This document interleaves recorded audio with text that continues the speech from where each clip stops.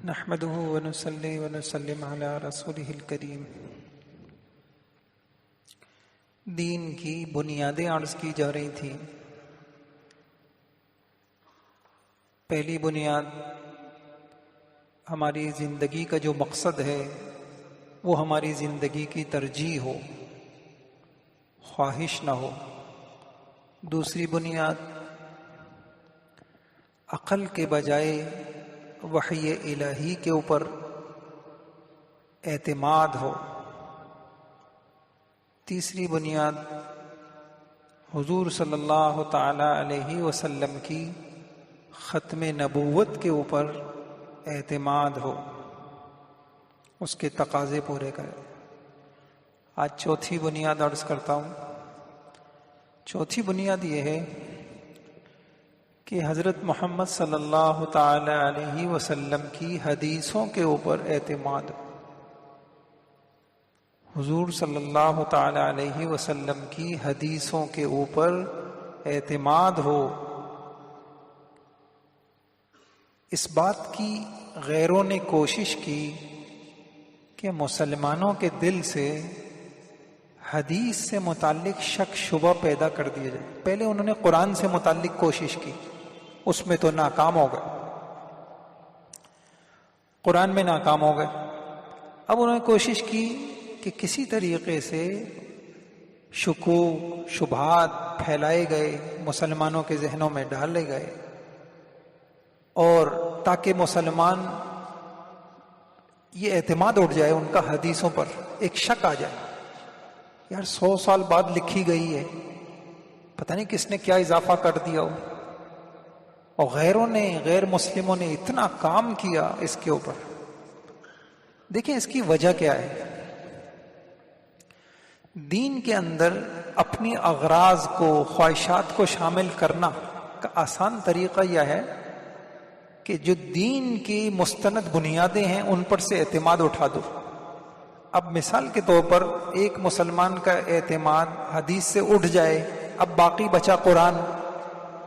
اب قرآن میں آپ مجھے دکھائیے، ابھی آپ نے فجر کی نماز پڑھی، قرآن سے آپ مجھے دکھائیے نا، اس میں کہاں لکھا ہوا ہے کہ اس سے پہلے 2 سنت اس طریقے سے پڑھنی ہے۔ نماز پوری آپ قرآن سے دکھائی نہیں سکتے، زکوٰۃ نہیں دکھا سکتے، حج نہیں دکھا سکتے۔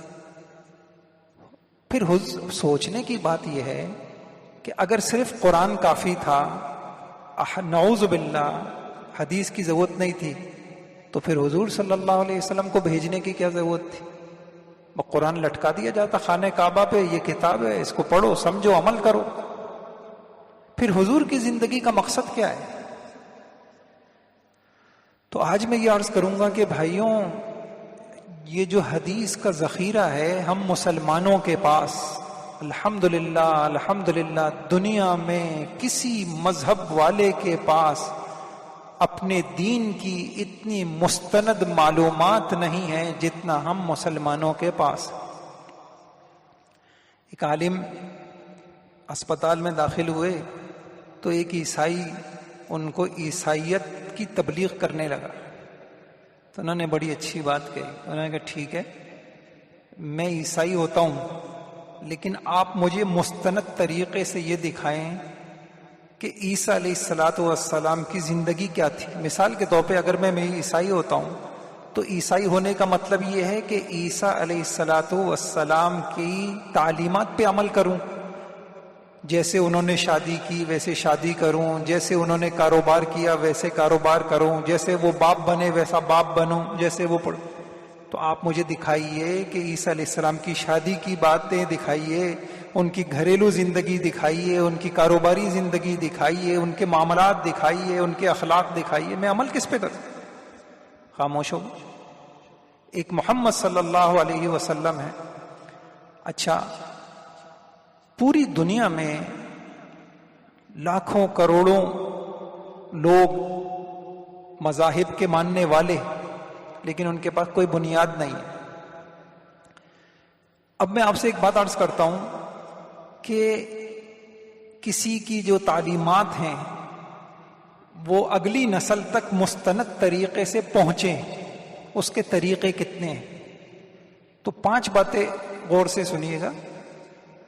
سب سے پہلی بات یہ ہے کہ کسی کی بات کو محفوظ کرنے کے تقریباً 5 طریقے ہیں، اور الحمدللہ صرف اسلام ہے جس نے حضرت محمد صلی اللہ علیہ وسلم کی قولی فعلی، آپ نے جو کیا، جو کہا، جو بولا، جو کر کے دکھایا، ان سب کو ان 5 طریقوں سے محفوظ کیا ہے۔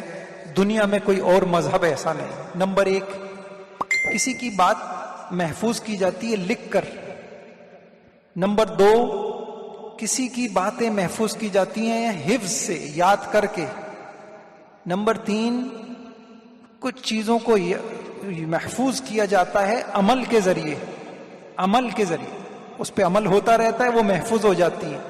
آپ نے دیکھا لوگ ورزش کرتے ہیں صبح صبح، تو جو اہتمام سے ورزش کر رہے ہیں تو ان کو وہ ورزش کے طریقے یاد ہو جاتے، اب یوں کرنا ہے، یوں کرنا ہے، یوں کرنا ہے، وہ کہیں لکھا ہوا نہیں ہے، وہ عمل میں لا کر وہ ان کو یاد ہو گیا۔ پھر اگلا طریقہ ہوتا ہے تعلیم اور تبلیغ۔ جس چیز کو آگے پہنچایا جاتا رہتا ہے، بولا جاتا ہے، اگلی نسل تک بتایا جاتا ہے، وہ چیز محفوظ ہو جاتی ہے۔ الحمدللہ حضرت محمد صلی اللہ علیہ وسلم کی حدیثیں ان سارے طریقوں کے ذریعے سے محفوظ کی گئیں۔ نمبر 1، پہلی چیز میں نے آپ سے عرض کی کہ تحریر، لکھنا، تو حضور علیہ الصلاۃ والسلام کے دور میں آپ کی حدیثیں لکھی جاتی تھی، اور زیادہ نہیں عرض کروں گا، اس کے اوپر بہت کچھ علماء نے لکھا۔ 1-2 باتیں عرض کرتا ہوں۔ خطوط آپ نے دیکھے ہوں گے حضرت محمد صلی اللہ علیہ وسلم کے، آپ لوگوں نے دیکھے ہوں گے، وہ خط بھی دیکھا ہوگا، وہ تحریر کا انداز بھی عربی میں دیکھا ہوگا۔ آپ کو پتہ ہے کہ یہ خطوط دریافت ہوئے باقاعدہ اصلی حالت کے اندر، اور یہ مل گئے، مخطوطات میں ملے، پھر ان کی تحقیقات کی گئیں، اور پھر جو اس میں لکھا ہوا تھا اور پھر حدیث کی کتابوں میں جو مضمون تھا اس کو دیکھا گیا تو بعینی ہی وہی مضمون تھا۔ یہ دور نبوی کی لکھی ہوئی تحریریں مل گئی۔ ایک صحیفہ ہے، صحیفہ ابن حمام، امام بخاری رحمۃ اللہ علیہ بھی وہ ابن حمام ابو ہریرہ رضی اللہ تعالیٰ کے شاگرد تھے، اور ان کی حدیثیں لکھا کرتے تھے۔ وہ ابو ہریرہ رضی اللہ، اب بتائیں کس دور میں؟ اب بخاری میں، مسند احمد میں اس صحیفے کی حدیثیں موجود تھیں، لیکن کہنے والے یہ کہتے رہے بھائی اس کی کیا گارنٹی ہے، یہ کہاں سے آ گئی حدیثیں؟ ہمارے ایک بڑے محقق ڈاکٹر حمید اللہ، ہزاروں لوگ ان کے ہاتھوں پہ مسلمان ہوئے، انہوں نے تبلیغ کے لیے، دین پھیلانے کے لیے، دین کی اشاعت کے لیے اپنی زندگی کو وقف کیا، اور ساری زبانیں، اچھی خاصی زبانوں کو وہ جانتے تھے۔ جرمنی کی ایک لائبریری، برلن شہر، اس کی ایک لائبریری میں ایک حصہ ہے مخطوطات کا۔ مخطوطات کا مطلب یہ ہوتا ہے ہاتھ سے لکھا ہوا، جو کتابیں ہاتھ سے لکھی گئی ہیں، جو مضامین آج بھی موجود ہیں۔ ابھی ہمارا کچھ دنوں پہلے سفر ہوا تو ایک صاحب نے دکھایا کہ یہ 100 سال پہلے، 200 سال پہلے کا یہ لکھا ہوا ہاتھ سے موجود ہے۔ اچھا، تو وہ مخطوطات کا مطالعہ کر رہے تھے، تو اس مطالعہ کرتے کرتے ایک دم وہی صحیفہ ان کے ہاتھ میں آ گیا، اور وہ حیران ہو گئے، یہ تو وہی صحیفہ ہے جس کا حدیث کی کتابوں میں تذکرہ ملتا ہے۔ پھر اس کی تحقیقات کی اور دیکھا جو حدیثیں اس صحیفے میں لکھی ہوئی تھیں بعینی ہی وہی بعد کی حدیث کی کتابوں میں بعینی ہی وہ وہی چیز تھی، کوئی فرق نہیں تھا۔ تو دور نبوی ہی سے ہی الحمدللہ لکھنا شروع ہو گیا۔ صحابہ حضور کی بات کو لکھتے بھی تھے، صحابہ سے تابعین لکھتے تھے، اور اب یہ اعتراض بے وقت ہو گیا ہے۔ دوسری بات یہ ہے، سمجھنے کی بات ہے، کسی چیز کو محفوظ کرنے کے سارے طریقے تحریر نہیں ہوتے، بڑا طریقہ اور وہ حافظہ ہوتا ہے۔ اور آج کے دور میں تو اب یہ اعتراض بے معنی ہو گیا ہے کہ نہیں جی حافظے کا کیا اعتبار۔ آپ ابھی نیٹ کے اوپر سرچ کر لیں، قرآن کمپیوٹر، ایسے بچے اس کراچی میں تیار ہو رہے ہیں، قرآن پورا 30 پارے ان کی حافظے میں ایسے موجود ہیں جیسے کوئی آدمی کھول کے پڑھ رہا۔ آپ کوئی صفحہ کھولیں، وہ بچہ بتا دے گا اس صفحے کی پہلی آیت کون سی ہے، آخری آیت کون سی ہے، وہ آیتیں بتائے گا، وہ سب آپ دیکھ لیجئے گا۔ چلیں یہ تو قرآن ہے، میں حدیث کی بات آپ سے عرض کروں، اسی کراچی کے اندر ایسے مدرسے ہیں جو بخاری کے حافظ پیدا کر رہے ہیں، مسلم کے حافظ پیدا کر رہے ہیں، آپ چاہیں تو آپ کو دکھا دیے جائیں گے۔ اور عرب میں تو کمی نہیں ہے، اس عرب میں کمی نہیں ہے، ایسے چھوٹے چھوٹے بچے پوری بخاری کے وہ حافظ ہیں۔ تو 14ویں صدی کا بچہ اور اتنی افکار اور ذہنی یکسوئی نہ ہونے کی باوجود موبائل بھی موجود ہے، نیٹ بھی موجود ہے، شہری زندگی ہے، اس زندگی میں وہ پوری بخاری یاد کر سکتا ہے۔ تو آپ کا کیا خیال ہے صحابہ کے حافظے کیا کمزور تھے؟ میرے بھائیوں، جب اللہ تعالیٰ کو جس زمانے میں جو کام لینا مقصود ہوتا ہے، اللہ تعالیٰ اس قوم کے اندر وہی صلاحیتیں پیدا کر دیتے ہیں۔ اللہ تعالیٰ نے صحابہ کو سے حضرت محمد صلی اللہ علیہ وسلم کی نصرت کا کام لینا تھا، شجاعت ان کے اندر پیدا کر دی، سخاوت ان کے اندر پیدا کر دی، قربانی ان کے اندر پیدا کر دی، ہمت ان کے اندر پیدا کر دی۔ آپ ان کے حافظے دیکھیں تو آپ حیران رہ جائیں گے۔ مجھے ایک واقعہ یاد آیا، بخاری شریف کی حدیث ہے، اس میں یہ واقعہ ہے۔ وحشی ان کا نام آپ نے سنا ہوگا، اور ان کا قصہ لکھا ہے کہ ایک صاحب کہتے ہیں یار چلو وحشی سے ملاقات کرتے ہیں، تو حضرت وحشی سے وہ ملاقات کرنے گئے، اور یوں ڈھانٹا باندھا ہوا تھا، انہوں نے اپنا منہ چھپایا ہوا تھا، اور جا کے ملاقات کرتے ہیں اور حضرت وحشی سے کہتے ہیں کہ آپ نے مجھے پہچانا؟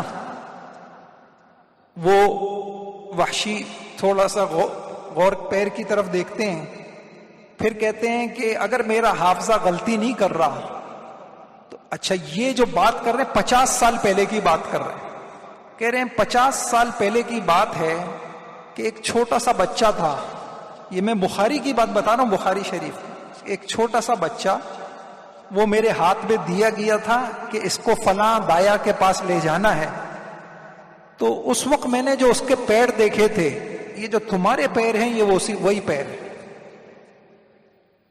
یہ وہ پیر ہے۔ ان کو اللہ نے ایسے، چونکہ اللہ نے کمپیوٹر نہیں تھا تو جو کچھ محفوظ کرنا تھا یہاں کرنا تھا، اللہ تعالیٰ نے ان کو ویسی صلاحیتیں دے دی، ویسی طاقتیں دے دی۔ ابن عباس رضی اللہ تعالیٰ عنہما، ایک مجلس میں کوئی شاعر آیا اور اس نے لمبا چوڑا قصیدہ پڑھا، 70 کے قریب اشعار تھے، وہ اس نے پڑھے۔ جب وہ چلا گیا تو بعد میں کچھ بحث ہوئی، فلاں شعر کیسے تھا؟ تو حضرت ابن عباس رضی اللہ تعالیٰ عنہما نے وہ پورا شعر مصرع سنا دیا، تو لوگ حیران ہوئے کہ آپ کو ایک ہی مرتبہ میں یاد ہو گیا؟ فرمانے لگے کہو تو پورا 70 کے 70 اشعار سنا دوں؟ 70 کے 70 اشعار ایک مرتبہ سننے کے بعد انہوں نے وہ سنا دیا۔ اچھا، سب سے زیادہ جو ہمیں حدیثیں ملتی ہیں صحابہ میں، آپ کو نام ملے گا ابو ہریرہ رضی اللہ عنہ کا، اور اس کے بعد والوں میں آپ کو نام ملے گا ابن شہاب زہری رحمت اللہ علیہ کا۔ اور عجیب بات آپ کو بتاؤں کہ مغرب کتنا چالاک ہے، اس کو پتا ہے کہ یہ دو شخصیتیں ایسی ہیں کہ اکثر حدیثیں انہی سے مروی ہیں، تو انہوں نے پوری کوشش کی کہ ان دونوں شخصیتوں کو مجروح قرار دے اور ان کی شخصیت کو مجروح کر دے۔ اچھا، امام بخاری رحمت اللہ علیہ کی کتاب ہے کتاب الکنہ، اس کے اندر انہوں نے واقعہ نقل کیا ہے، مروان، ایسا محسوس ہوتا ہے کہ مروان نے حضرت ابو ہریرہ رضی اللہ تعالیٰ عنہ کا حافظے کا امتحان لینا چاہا، اتنی حدیثیں یہ نقل کرتے ہیں تو دیکھوں کہ کیا ہے مسئلہ، کیا ہے۔ تو اس نے ایک عجیب طریقے سے امتحان لیا امتحان کیسے لیا؟ ان کے ایک سیکرٹری تھے ابو الزعزع. انہوں نے کہا یار تم پردے کے پیچھے بیٹھ جاؤ، ابو ہریرہ کو بلواؤں گا رضی اللہ تعالیٰ عنہ، اور میں ان سے حدیثیں جو پوچھوں گا تو تم اس کو لکھتے رہنا. اب ابو ہریرہ رضی اللہ عنہ کو بلوایا. اب ان کو نہیں پتا کہ یہ میرے ساتھ امتحان ہو رہا ہے، اور پردے کے پیچھے ان کے سیکرٹری بیٹھے ہوئے ہیں. اچھا یہ گھما پھیرا کے کہنے لگے فلاں حدیث کیسی ہے؟ ابو ہریرہ رضی اللہ عنہ حافظے سے حدیثیں سنا رہے ہیں، یوں ہے یوں ہے یوں ہے. وہ لکھتا جا رہا ہے، یہ بدل بدل کے پوچھتے جا رہے ہیں. اور ایک بہت ساری حدیثیں، کتنی حدیثیں تھیں؟ خود روایت میں ہے فجعل يسأل وانا اكتب حدیثا کثیرا، بہت ساری حدیثیں لکھ لیں. اس کے بعد ان کا شکریہ ادا کیا، بس اللہ آپ کو جزائے خیر دے، روانہ کر دیا. 1 سال کے بعد، 1 دن نہیں، 1 گھنٹہ نہیں، 1 سال کے بعد دوبارہ ابو ہریرہ رضی اللہ عنہ کو بلوایا گیا. اور اس نے کہا کہ اب میں ان سے دوبارہ وہی حدیثیں پوچھوں گا، اب تم لکھی ہوئی نوٹ کرنا کہ اس مرتبہ وہ وہی حدیثیں اسی طریقے سے سناتے ہیں یا بدل کے سناتے ہیں. تو خود الفاظ ہیں فَتَرَكَهُ سَنَةً ثُمَّ أَرْسَلَ إِلَيْهِ وَأَجْلَسَنِي وَرَاءَ السِّتْرِ فَجَعَلَ يَسْأَلُهُ وَأَنَا أَنظُرُ فِي الْكِتَابِ فَمَا زَادَ وَلَا نَقَص. وہی حدیثیں، ایک حرف کا اضافہ نہیں تھا، ایک حرف کی کمی نہیں تھی، ایک حرف کا اضافہ نہیں تھا، کسی حرف کی کمی نہیں تھی. اللہ تعالیٰ کو کام لینا تھا، اللہ تعالیٰ نے ان سے اس طریقے سے کام لیا. میں نے آپ سے کہا سب سے زیادہ حدیثیں جن حضرات سے مروی ہیں، اللہ نے ان کو کیسا حافظہ دیا. دوسری شخصیت امام زہری رحمت اللہ علیہ، کوئی حدیث کی کتاب کھولے ہر دوسری حدیث میں ان کا نام آ رہا ہو. تو ہشام نے ان کا بھی امتحان لیا، اور اس نے امتحان ایسے لیا، دربار میں آئے ہوئے تھے کسی کام سے، کہنے لگا یہ شہزادے ہیں ماشاءاللہ آپ کے پاس حدیث کا علم ہے، کچھ حدیثیں ان کو املا کرا دیں. محدث زبانی بولتے تھے، لکھنے والے لکھتے تھے. کتنی حدیثیں املا کرائیں؟ فَأَمْلَا عَلَيْهِ 400 حدیث، 400 حدیثیں ایک ہی نشست میں زبانی انہوں نے لکھوا دی. اب کیا کیا اس نے ان حدیثوں کو لکھ کے رکھ لیا، لیکن مقصد تو امتحان تھا. پھر 1 مہینے کے بعد وہ دوبارہ کسی کام سے آئے ہوئے تھے دربار میں، تو کہنے لگا ان ذالک الکتاب ضاع، اوہو معاف کیجئے گا، وہ جو ہم نے شہزادوں کے لیے لکھوائی تھی حدیثیں وہ گم ہو گئی ہیں. انہوں نے کہا کوئی مسئلہ نہیں ہے، میں دوبارہ لکھوا دیتا ہوں. وہی حدیثیں 400 حدیثیں جو پہلے حافظے سے لکھوائی تھیں، وہی حدیثیں دوبارہ لکھوائیں. کہتے ہیں قابل بالکتاب الاول فما غادر حرفا واحدا، جب اس کا تقابل کیا گیا تو 1 حرف کا فرق نہیں تھا، 1 حرف کا فرق نہیں تھا. باقی یہ تو قصے بھرے پڑے ہیں، امام بخاری کا امتحان ہو رہا ہے، فلاں کا امتحان ہو رہا ہے. تو ایک بات تو میں نے یہ عرض کی کہ فقط تحریر کسی چیز کے محفوظ ہونے کا ذریعہ نہیں ہے، حافظہ بہت بڑا ذریعہ ہے، اور ان کے حافظے ہمارے جیسے نہیں تھے. دوسری بات حفظ میں حافظے بے نظیر تھے. پھر دوسری بات صحابہ کی زندگی میری اب جیسی، وہاں حدیث کی اہمیت اور قدر ایسی نہیں تھی جو ہمارا حال ہے. ہمارے یہاں او لیول اور اے لیول اور فلاں ڈگری اور فلاں، بہت کچھ یاد کرتے ہیں بچے، بہت کچھ ان کے حافظے میں ہوتا ہے. کیوں؟ ترقی اسی سے ملنی ہے، دنیا اسی سے ملنی ہے.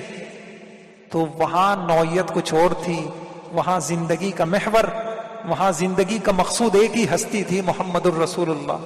اور علم اس دور کے اندر علم بھی یہی قرآن حدیث شمار ہوتا تھا. بادشاہ ہوتے تھے، علم والے ہوتے تھے، تو یہ علم شمار ہوتا تھا.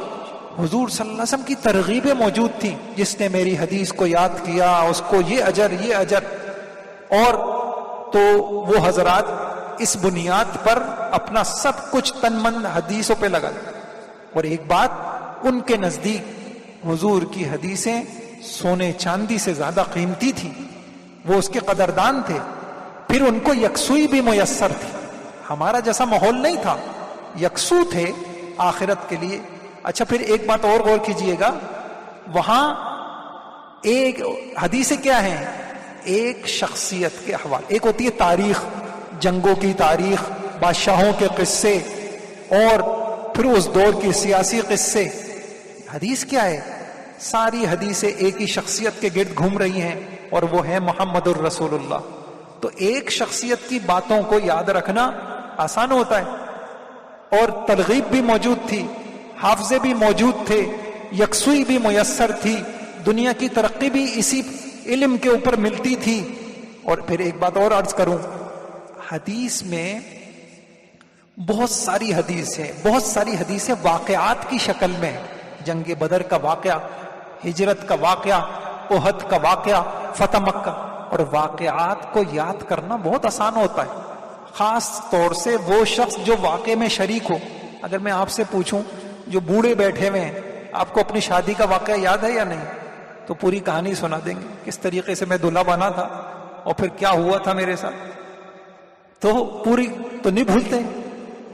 تو آپ کا کیا خیال ہے جو حضور کے اوپر مر مٹنے والے تھے، وہ حضور کے ساتھ بیتے ہوئے دن وہ بھول جائیں گے؟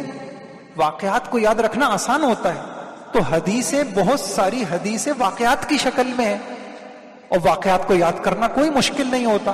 لاکھوں ہزاروں واقعات آپ ابھی بیٹھے بیٹھے سنا دیں گے. تو بھائیوں، تو اچھا پھر ایک آخری بات، وہ حفظ کیسے کرتے تھے؟ آپ میں سے اگر کسی کو حفظ کی کلاس دیکھنے کا موقع ملا ہو تو آپ دیکھیں گے کہ بچے حفظ کیسے کرتے ہیں. ایک آیت کو یاد کرتے ہیں، 10 مرتبہ پڑھتے ہیں، 15 مرتبہ پڑھتے ہیں، پھر دوسری آیت پڑھتے ہیں، پھر دونوں کو ملا کے پڑھتے ہیں، پھر تیسری آیت پڑھتے ہیں، چوتھی آیت پڑھتے ہیں، پھر اوپر سے ملا کے پڑھتے ہیں. اس طریقے سے اس دور میں حدیثوں کے حلقے لگتے تھے، حدیثوں کو یاد کیا جاتا تھا، سنا جاتا تھا، سنایا جاتا تھا، کراس چیکنگ ہوتی تھی باقاعدہ. اچھا یہ نقل کر رہے ہیں، نہیں صاحب واقعہ سے میں پوچھوں گا جا کے. تحقیقات ہوتی تھی، نہیں یہ چھوٹے صحابی ہیں، بڑوں سے پوچھوں گا وہ کیا نقل کرتے ہیں. ایک ایک حدیث کو پرکھا جاتا تھا. تو بھائیوں، اللہ تعالیٰ مجھے آپ کو توفیق دے. حضرت محمد صلی اللہ علیہ وسلم کا کل سامنا کرنا ہے. میں سچ بتاؤں کہ بہت دکھ ہوتا ہے، ہم نے حضور کی حدیثوں کی قدر نہیں کی.